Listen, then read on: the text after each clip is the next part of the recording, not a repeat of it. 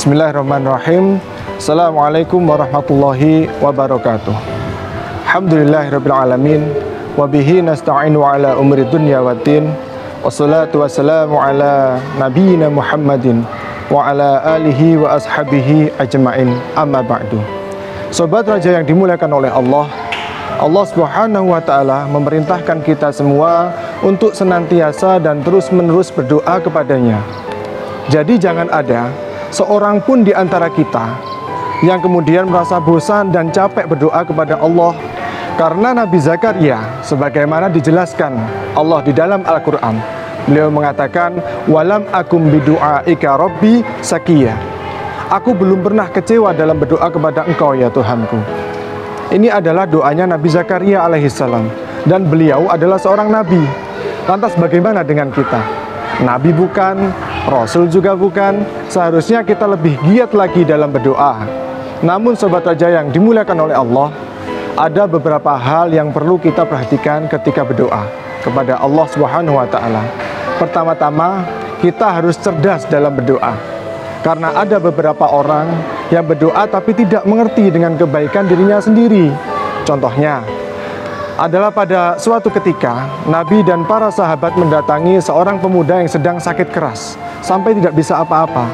Bahkan di dalam hadis sampai dikatakan beliau itu seperti al-farah atau anak burung merpati yang masih kecil.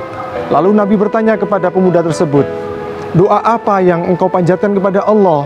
Lalu pemuda tadi menjawab, ya Allah, jika memang engkau akan mengazabku di akhirat, maka segerakanlah azab saya di dunia. Mendengar hal itu, Nabi SAW menjawab, jangan bilang seperti itu, karena kamu tidak akan sanggup. Maka ucapkanlah, Allahumma atina fid dunya hasanah wa fil akhirati hasanah wa qina adzabannar. Ya Tuhan kami, berikanlah kami kebaikan di dunia dan kebaikan di akhirat, dan lindungilah kami dari azab neraka. Makanya Sobat Raja yang dimuliakan oleh Allah, jika kita berdosa, maka jangan mengucapkan doa seperti pemuda tadi, melainkan ucapkanlah seperti apa yang diajarkan oleh Rasulullah SAW. Bukankah kita semua tahu cerita tentang Nabi Yusuf alaihissalam di penjara sangat lama sekali?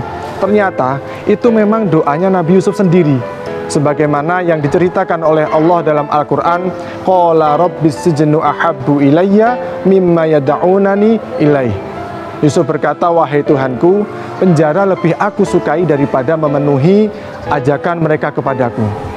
Di sini Nabi Yusuf berdoa kalau beliau suka di penjara daripada di luar penjara, dan dikabulkan oleh Allah sehingga beliau di penjara sangat lama sekali.